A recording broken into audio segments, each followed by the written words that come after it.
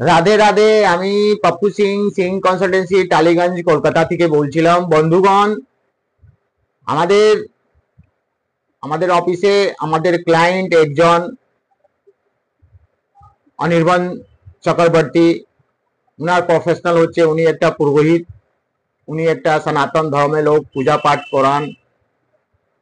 এক সময় উনি ব্যাংক থেকে, বাজাজ ফিনান্স থেকে যে কোনো কারণে ফিনান্সিয়াল জন্য টাকা পয়সাটা নিয়েছিলেন, অনেক হ্যারাসমেন্ট, অনেক ডিস্টারবেন্স।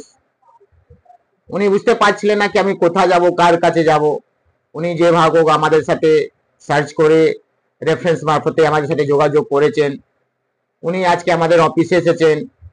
উনি আমাদের ব্যাপারে, আমাদের সংস্থা ব্যাপারে উনার ওপিনিয়ন, উনার যা বিচার, উনার যা মতামত আছে উনি উনি আপনাদের সাথে শেয়ার করতে চাইছেন। আপনি ওনার মুখ থেকে শুনুন। রাধে রাধে। নমস্কার। আমি বাজাজ ফাইন্যান্স থেকে একটি লোন নিয়েছিলাম। লোনটা আমার পারিবারিক একটু প্রবলেম ছিল, সেই জন্য আমি লোনটি নিয়েছিলাম। এবং এই লোনটা নেওয়ার পর থেকে আমি প্রতি মাসে যেরকমভাবে ইএমআই ওদের সেটেল করা হয়েছিল সেরকমভাবে দিচ্ছিলাম। তা দিতে দিতে দেখলাম যে আমার আসলও টাকা কিছু শোধ হচ্ছে না, ওরা খালি ইন্টারেস্টের টাকাই সব কেটে নিচ্ছে।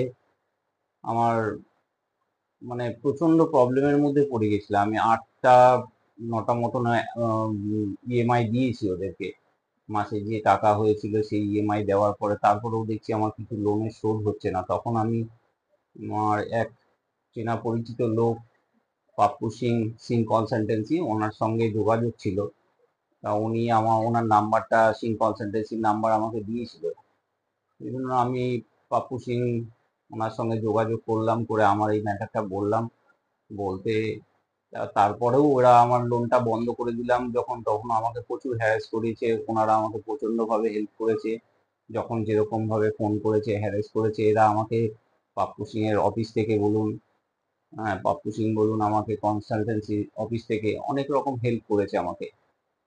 তা যাই হোক, এরকম করে এখন আমার একটা জায়গায় এসছে, এটা আমি খুব উপকৃত হয়েছি এখানে সিং কনসালটেন্সিতে এসে, যে আমার এই লোনের টাকাটা যেরকম ভাবে দিয়েছিলাম এটা মিটিয়ে উনি করে দিয়েছে ওনারা।